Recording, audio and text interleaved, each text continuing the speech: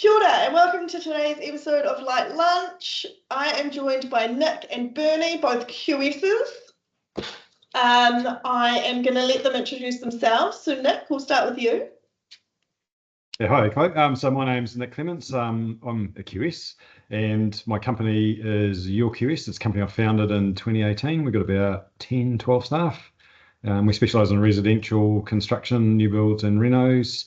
And I guess what's different about our business is we've developed our own software, which is all based around 3D modelling. So we use 3D modelling to drive our costing process. Oh, very cool. And Bernie. I'm Bernie. I'm also a QS, and I currently work for Hampton Jones. I've been here for about 14 months, and prior to that, I worked for main contractors. I'm also the chair of the Wellington Committee as well for the NZIQS. Cool. Right, we are going to dive into some of these questions now. Nick, what is something you're excited about currently at work? A product, a launch, a special something?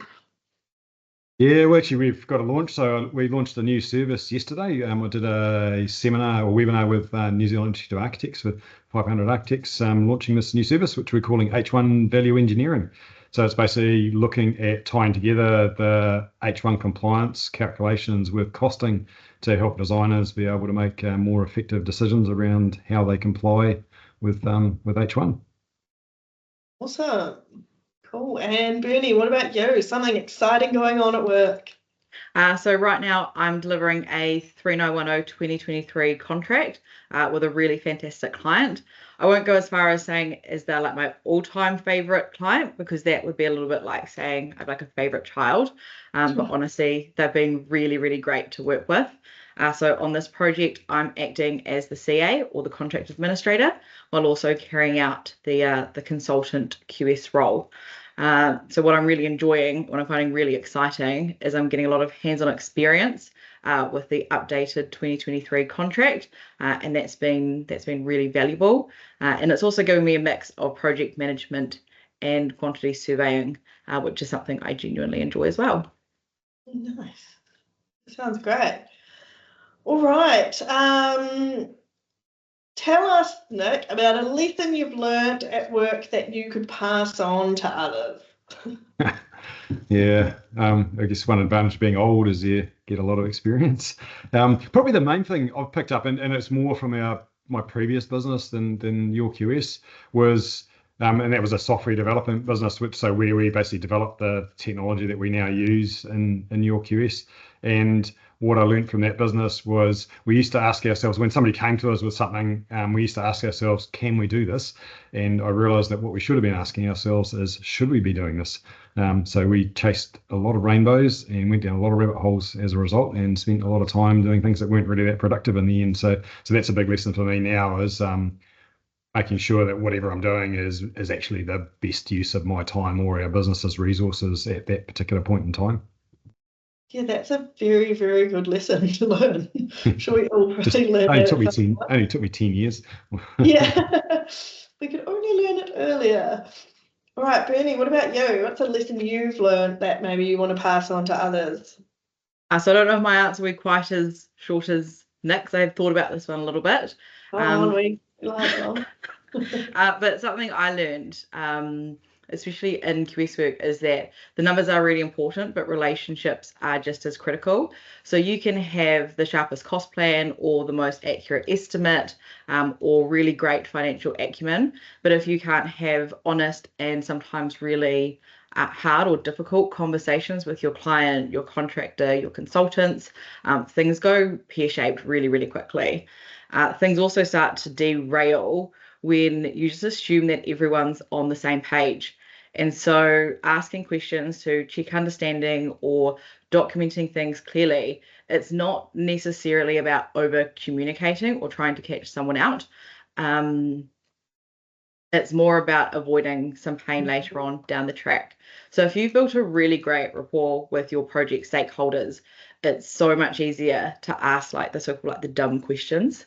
And those are the questions that also actually can save you down the track. So what I found is that by building trust early on in your projects makes it far easier to solve problems when they inevitably start to show up. Ultimately, no matter how well you plan, like things shift, designs change, and budgets tighten. And that used to throw me a lot, but now I sort of just see it as part of the job. So I think staying solution focused and not getting stuck on the original plan has really helped me in my career. And then in the big picture, it tends to save your client and your project a lot of time, money, and stress. Yeah, nice. Did you learn this the hard way, or is this like an evolution of? I think everyone goes through a little bit of learning things the hard way, but then sometimes it's also just how you approach things. For me, it was a little bit of trying to find out my place as well between the two places, like having your really good cost plan, but also being able to kind of be adaptable with that as well. So I think it's a bit of a hybrid of things. Yeah, nice. All right. Now, something a little bit more personal, but we would like to know about some of the things you do to balance your health and well-being, Nick. So me first. Balance when you own your own business, and I guess I've been dedicated to this idea that I've been working on for 20 plus years. There isn't a heck of a lot of balance, to be honest.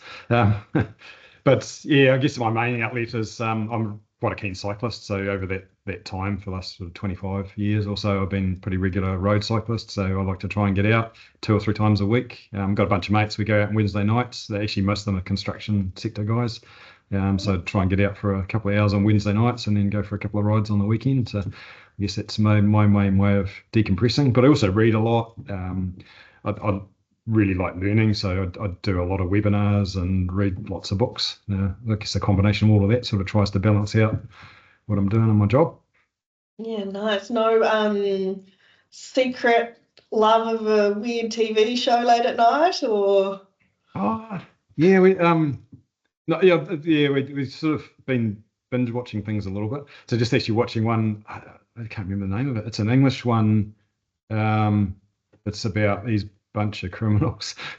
It's pretty violent. Sort of like an English version of the Mafia. I can't remember what it's called now. It was on Prime, so we've been binge watching that. So yeah.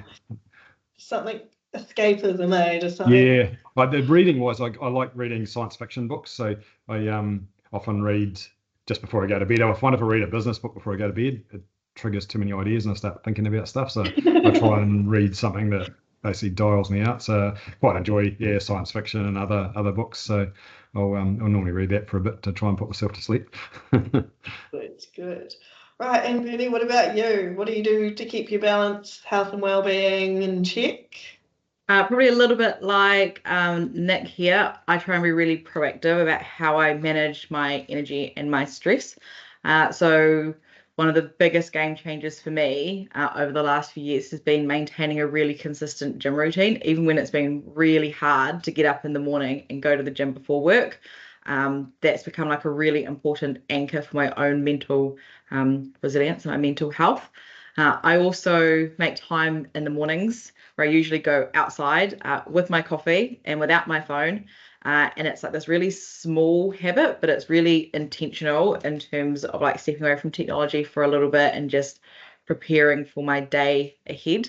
I also try and book out time in my calendar between meetings. And this is really just to like prepare for the next meeting or the next thing.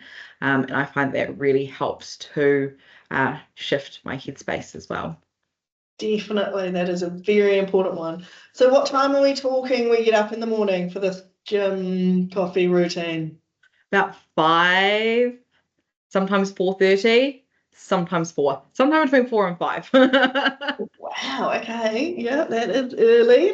But that's what I mean, like it's really hard, but I've had to stick to that and find that routine. And it's just the only time of the day that works for me, particularly when I was working for a main contractor, and I then had to be on site by 7 or 7:30.